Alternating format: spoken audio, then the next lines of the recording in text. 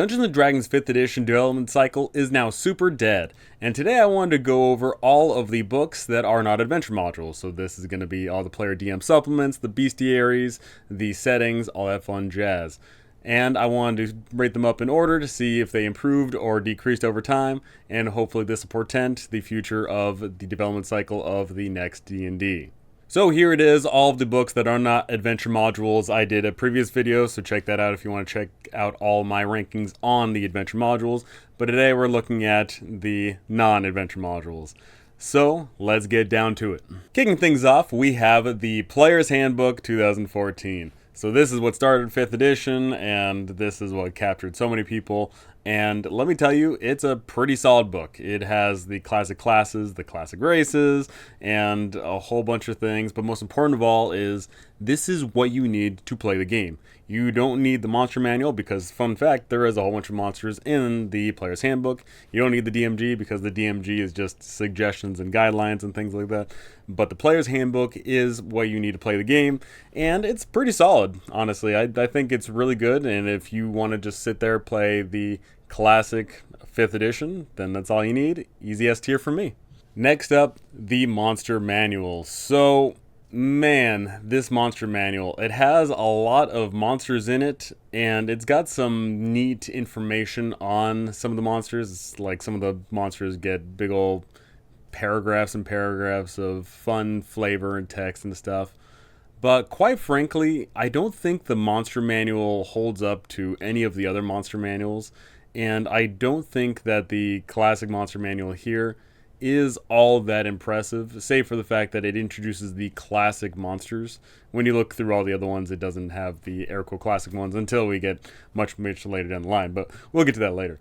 I just don't think that the Monster Manual is necessary. I don't think it's truly informative of how to play the game, and I don't think it's impactful enough compared to any of the classic trio of the books here. So I'm going to put it down at a low C. Now on to the Dungeon Master's Guide. So the Dungeon Master's Guide I know has fallen in and out of favor over the past 10 years. And quite frankly, I think that ultimately it is a good book. There is a lot of things going on with that. There's a lot of core concepts on how to run the game, on ways you can change your campaigns, on ways to run your campaigns, on the magical items. Magical items is probably one of just the go-to ones that people look for in here, but there's a whole bunch of other things as well. There is dungeon generators, there is ways to create new classes and things like that, and it's just incredibly solid. I'm going to put it at an S tier, and I'm going to say it's ultimately just behind Player's Handbook, but I think Dungeon Master's Guide is incredibly good. And while, of course, we have the good Dungeon Master's Guide, then we move on to the Sword Coast Adventures. Oh my goodness. Sword Coast Adventures Guide is something that I feel like was, once again, it was early on in their development cycle, and they didn't know how they were going to make books. They didn't know what direction they were going to go. And unfortunately, they definitely hit a wall here in regards of what people wanted and what people didn't, as we get all this information on all these places, but the problem is all that information boils down to like one or two paragraphs on important places like classic things like Neverwinter and Waterdeep and Baldur's Gate. And it doesn't provide enough of anything, it just provides a little of something. And we get a couple of subclasses here, which are pretty neat and all that, but ultimately, it's just not a great presentation. It's not good information for anyone to make terribly great use of. And I'm going to place it smack dab there at the bottom. It is an F tier. Next up, Volos Guide to Monsters. So, whereas we had the Monster Manual, which just presents flatly a whole bunch of various monsters, Volos Guide to Monsters introduced the more core concepts of several of the monsters, looking specifically at, let's say, things like hobgoblins and orcs and hags and things like that. And we get a lot more information on those, how to personalize those, how they operate, what they do. And that is what I want to see more out of when it comes to a monster manual. I want to see more specialization versus genericism. And I think it pulls it off pretty solidly. I'm going to place it at a high B. And it doesn't nail everything, it doesn't knock it out of the park, but it introduces some fun things for not only just the DM, but also it added some new races as well. So good on you, Volos Guide to Monsters. Next up, Xanathar's Guide to Everything, the second DMG in this lineup here. And what's really great about Xanathar's Guide to Everything is it's not just a second DMG, it's also somewhat of a second player's handbook, as it introduces a whole bunch more options for players and DMs, a whole bunch of new magical items, a whole bunch of new classes, a whole bunch of new everything here and there and everywhere.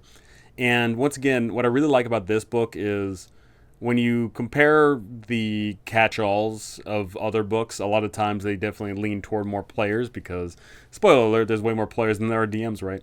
But there is actually a lot of fun things to be had here in Xanathar's Guide to Everything tailored to DMs. I really appreciate that. I really appreciate the effort. And they do, in fact, get an A for effort. Good job, Xanathar's Guide. Now on to Mordenkainen's Tome of Foes. So once again, now this is a Monster Manual version 3 at this point. This one focuses more on devils and demons and high-level monsters, which is a good thing because when you look flatly at the Monster Manual, there's a lot of small monsters to challenge small level players. But, there's some people that actually play high level play. Not terribly many. Wizards of the Coast knows that there's not terribly many people that play high level stuff. But they cater to that every once in a while, and they did so with Mordenkainen's Tome of Foes. And once again, I really like the attention to detail and effort there. We get information on devils and demons and high level monsters, oh my. I really appreciate that. I will put it up there at a B. I will put it below Volos Guide because I think that the information that Volos Guide gives to monsters that are more present are more engaging versus the information we get for the Tome of Foes isn't as big and changing compared to the rest, but it's still pretty good. Now on to the first setting that is not of Faerun, of the Sword Coast of the Forgotten Realms, is Guildmaster's Guide to Ravnica. So, for those of you that don't know, Ravnica is Magic the Gathering setting, and surprise, surprise, Wizards of the Coast, Dungeons and Dragons in one hand, Magic in the other. They, all the time, mash the two together. So, does Guildmaster's Guide to Ravnica affect anyone that is not a Magic the Gathering nerd? And mind you, something very important to note is not all Magic the Gathering nerds know about Ravnica, because Magic the Gathering has so many different settings and locales and all that fun jazz. So, does Ravnica catch people that don't know or don't care about Ravnica? And ultimately, I'm going to say no. There is a lot of information about this metropolitan city and all these guilds that people join, and we get a lot of that information and presents, of course, the information on the world. And I just don't think it's terribly engaging for people that are not already invested in it. I don't think it adds enough for either players and DMs. And I think it's just flat out not a enjoyable book for anyone not truly involved. I am going to place it either at low D or high F. I think I'm going to place it down in the F category. I don't think it adds enough for anyone to do anything with, other than if you want to run a very specific little niche thing. Next up, Humblewood. So once again, Humblewood is not part of the Wizards of the Coast made IP, but they got their hands on it at some point, so it's going in here during its development. Humblewood is all about a fun little setting with anthropomorphic peoples. As there you can see on the cover, there's a raven and an owl folk. And we get a whole bunch of information about these new races and the environment they're in. And it's a neat, cozy environment, and if you are looking to run, something akin to Root or something Redwall like that, Humblewood is a pretty easy go-to. It's pretty solid. I'm going to place it at a low B. It's not. It doesn't excel terribly far in any given direction, but it does what it does well. Now on to Acquisitions Incorporated. So Acquisitions Incorporated, another setting. There was also a module. I covered the module in the previous one as well. Ac Inc. is all about corporate nonsense. It's all about wacky hijinks. It's all about taking, what should be serious situations and adding a bit of fun nuance to it. And if you are looking for that kind of comedy, that kind of setting, that kind of tone, feel, and theme, then Ac Inc. is pretty good. That being said, though, I know a lot of people aren't into that. I know a lot of people want to run more classic D&D. I know people want to run more just of what they're more used to, and Ac Inc. is definitely steps out of the bounds of what is the norm. but I think it does it well. I'm going to place it at a high C. It does go above the monster manual. It introduces a whole bunch of fun things. It introduces, ideas for both players and DMs, new spells, new monsters, got that adventure in it. So I think it's just all around a pretty solid book. Next up, Rick and Morty. Okay, so Rick and Morty is whatever you think of it, whether you enjoy Rick and Morty, you don't enjoy Rick and Morty, whatever the case may be. Ultimately, we all see that this Rick and Morty book that came out was just purely a cash grab. They were trying to leech off of Rick and Morty's popularity at that time, and I don't think it encapsulated anything at all whatsoever that makes Rick and Morty good. I don't think Rick and Morty combined with D&D is worthwhile. It is just a small little jaunt. It's a small little adventure. It's a small little just everything. But I don't think it does anything worthwhile, enjoyable. I'm sure everyone that played in this has probably already forgotten about it, and it's easily an F tier for me. I am actually going to place it down there at the bottom of F. The pickle was not funny this time. Now on to Eberron. So Eberron is a classic D&D setting that has been revisited now for 5th edition. It is all about a higher fantasy. It's got Warforged, it's got trains, it's got all that fun jazz. And if you want a higher fantasy setting than the one offered in traditional D&D, which is, it's already high fantasy, but obviously Eberron takes it to the next level. I will say that book, Eberron, is pretty freaking good. It offers a lot of options for DMs and players to run into this new setting. It offers a lot of information about this world and how to incorporate adventures into the world. And I think it's just a all-around, solid example of what a setting should be. And with that, I'm going to place it there at A. I don't think it's going to be a high A. Maybe we'll see after all this fun jazz, but I don't think it deserves like top A, but it's really good. Now on to Explorer's Guide to Wildemount. So for those of you that don't know, Wildemount is the Critical Role setting, or at least it's, Critical Role has got like one big world, and this adventure book is all about one of the major continents they're in. So if you watched campaign 2 of Critical Role and you wanted to explore around in all that environment they talked about the whole time, then Wildemount is a pretty solid book. It offers a ton of information about this continent, about the peoples, about how everything is moving and changing in this world, and it offers a lot for both players and DMs. One thing I really, really appreciate about this book is, in addition to just offering up, a few new subclasses and whatnot, there's actually a whole system based off of generating characters in regards of what their backgrounds are and how those are incorporated mechanically into the game, and I really, really dig that. Even if you're not a hardcore Critical Role nerd, even if you don't plan on running this, running adventures out of Wildemount, there is a lot of solid information in there, and that can help you out in creating your own worlds, and it can help you create more involved characters and campaigns, and I think it's really freaking good. So I'm going to place it there at a high A, but does it trump Xanathar's Guide to Everything? I'm going to ultimately say no, because Xanathar's did add quite a lot, but it's still really good. And now on to Mythic, Odysseys of Theos. So, Odysseys of Theos is a Greek setting, ancient Greek, ancient, mythology, things like that. And I dig it. When I sit there and envision 5e, I don't envision anything beyond, typical European medieval century, area. I just don't envision it all too well. But when Mythic Odyssey of Theos came out, it actually delivered quite well. I think it translates really well, so long as you just dress it up properly. And this book helps you dress it up properly. This book is all about getting you involved in a more ancient tone, feel, theme, and setting. It works well. It's got a bunch of player options, a bunch of DM options, and I really, really dig it. I think it's really great to go back to the Bronze Age and check out where a lot of our classic stories come from, and this really helps tell that tale. It also very, very awesomely adds ideas on how to create mythic enemies, specifically mythic bosses that have mythic actions and things like that. I really dig it. So I'm going to place it there at a high A-ish, Do I? I'm gonna place it below Xanathar's, but above Wildmount. And now we're on Tasha's Cauldron of Everything. This is the third player slash DM handbook here. And this is where you can definitely tell where Wizards of the Coast decided, oh, hey, this is our vision. Like, this is what the next D&D is going to be all about.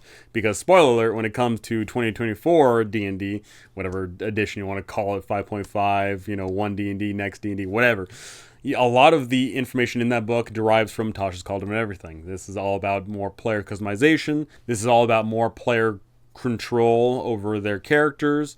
And also, it did add some DM tools. It didn't add as many DM tools as Xanathar's did overall, but it added some things for DMs. But I definitely know that this is definitely the turning point for a lot of people when it came to 5e. And for some people, they really appreciated that, and some people, they don't. Ultimately, I think it's a solid book, but I think it's only solid.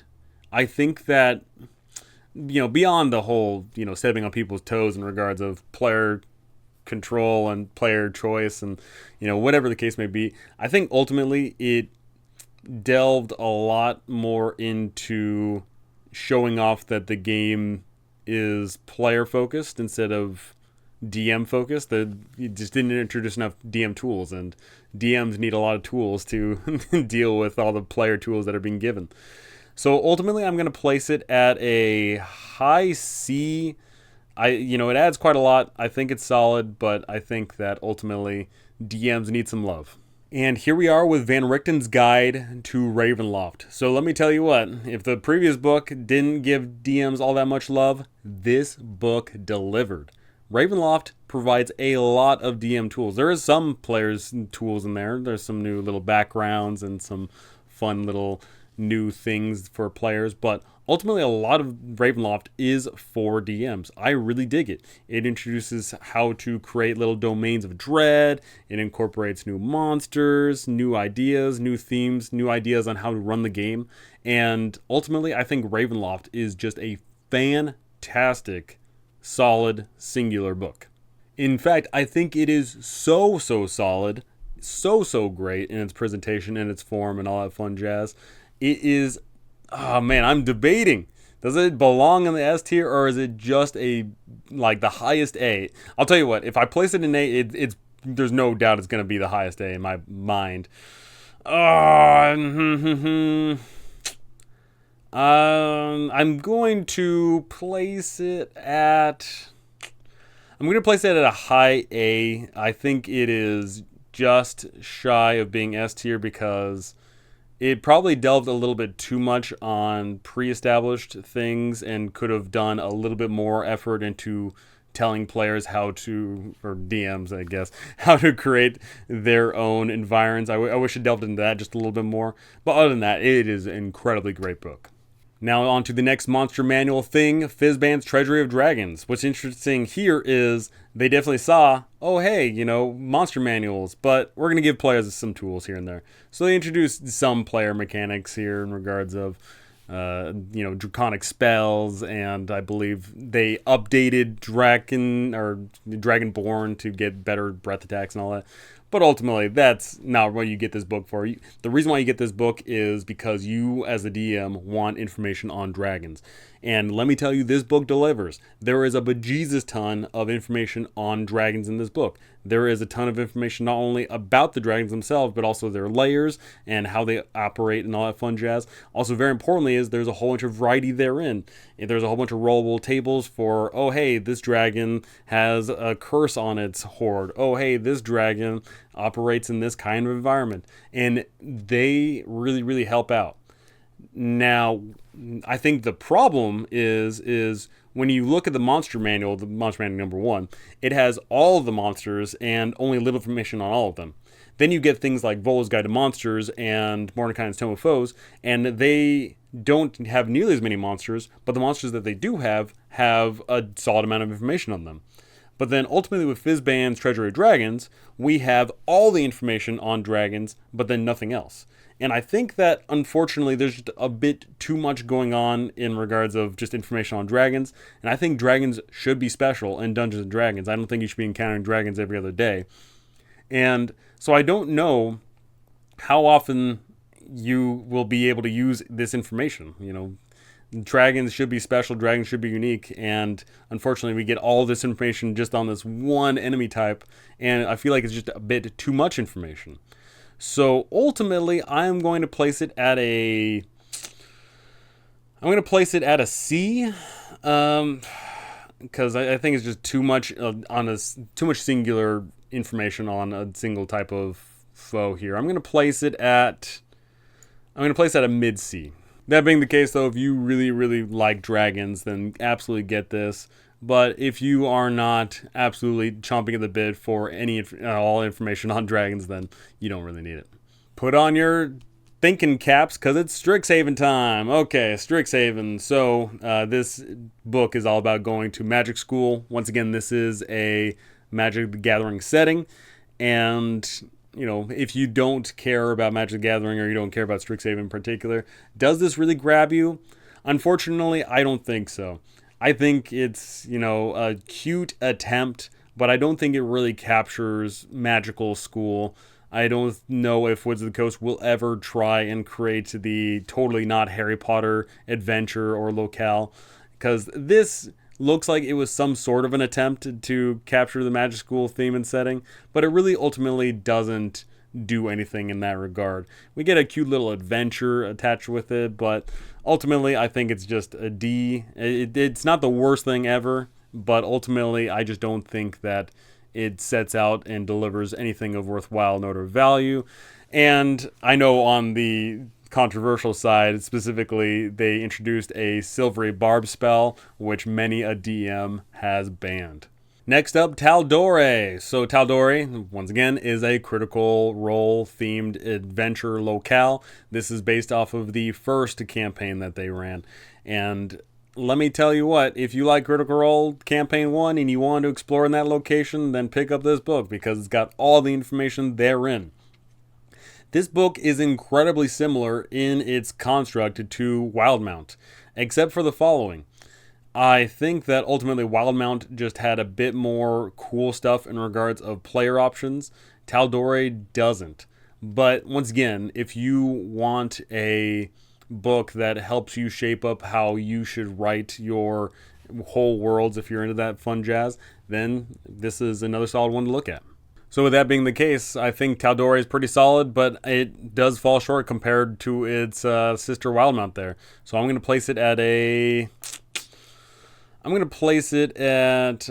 B here. I'm going to put it smack dab in the middle of B. And here we are, Monsters of the Multiverse. So hey, did you pick up any of the previous monster manuals?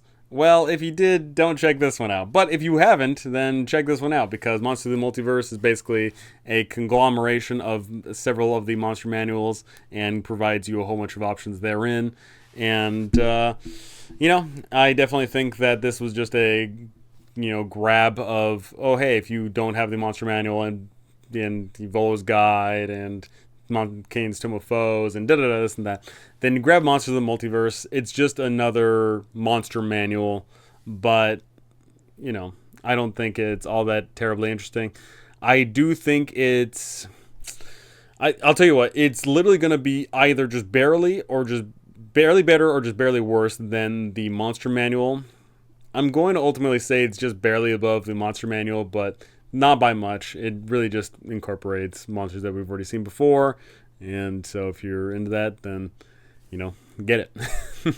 Now on to Spelljammer. So Spelljammer is another Blast from the Past setting, all about being in astral space. And instead of going around in spaceships, you go around in space galleons that fly around. And it's super cool. Here's the problem. In previous editions of D&D, a whole bunch of the information for Spelljammer was about piloting these ships and getting into combat and sailing the astral stars and all that fun jazz. A lot of that information is missing in this book. There is no real information about getting into spaceship battles, which is, I think, why you would want to get this in the first place. I don't know what happened with that. They split this book up into essentially three. There's a DM's portion all about running in all these environs. There is a monster manual, and then there was the adventure. And I didn't hold the adventure in high regard. I don't hold the monster manual portion of this in too high regard either. And I don't hold any of this in high regard. In fact, I'm so salty about the lack of generational ideas of getting into spaceship battles, on how to create new worlds, about all that fun jazz. So I am actually going to place it in F tier. I'm salty about this. But ultimately, I'm going to place it at the top of F tier. I think it's got so much potential, but it doesn't deliver.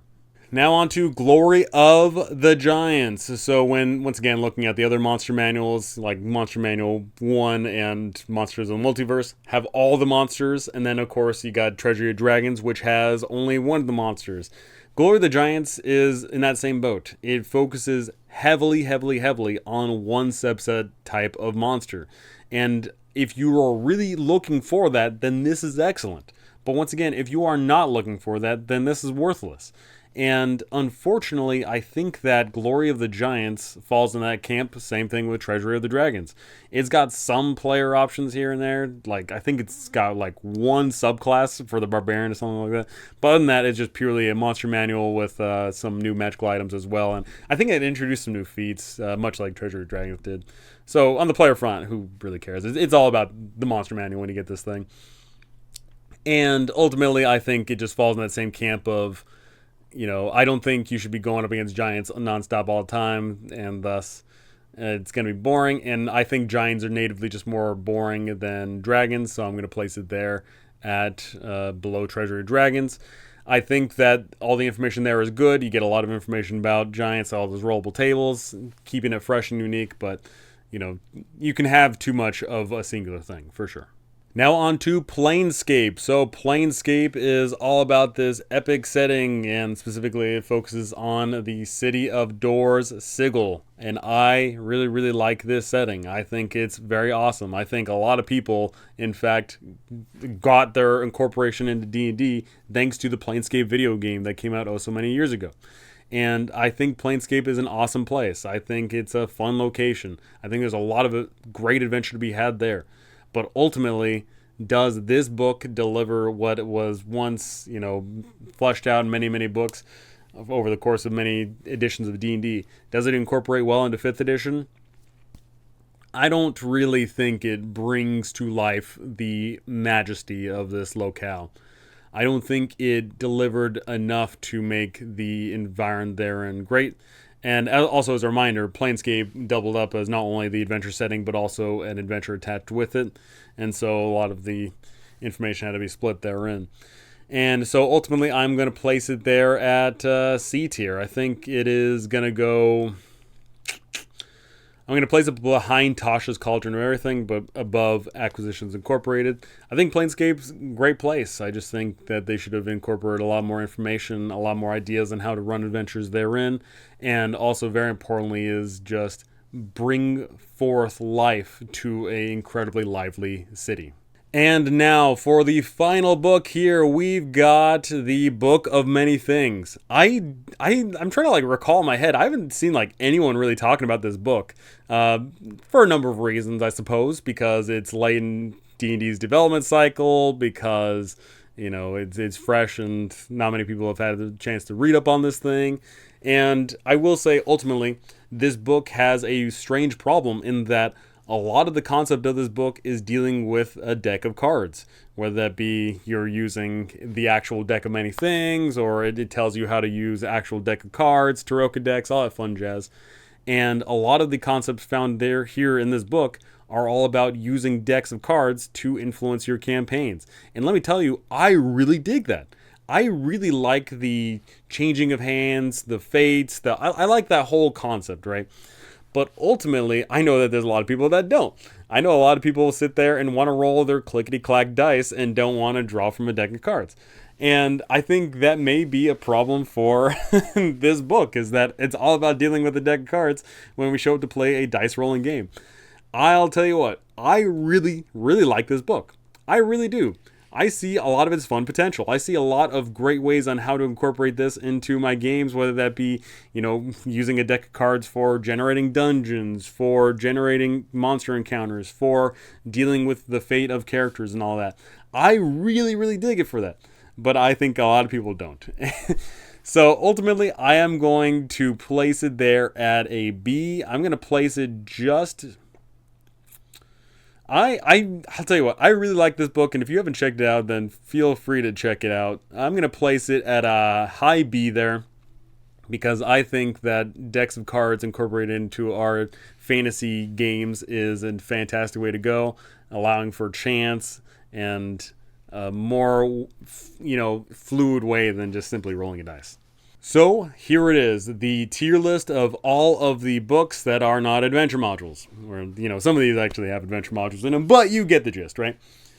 Now, did D&D go high or did they go low? According to my math here, it seems that after the first several books here, they kind of went downhill. Ultimately, I don't think the Monster Manual is all that great anyway, but ultimately, I am looking there and I see that they hit some highs, they hit some lows. They definitely hit a lot of lows in my opinion. Here's looking at Rick and Morty, Sword Coast Adventures Guide, Ravnica, and Spelljammer. But ultimately, there's some fantastic settings here. We got the Raven Loft, we got the Wildmount, Theos, Eperon, and then we got some fun DM supplements such as Xanathar's Guide, the Deck of Many Things, Volos Guide to Monsters.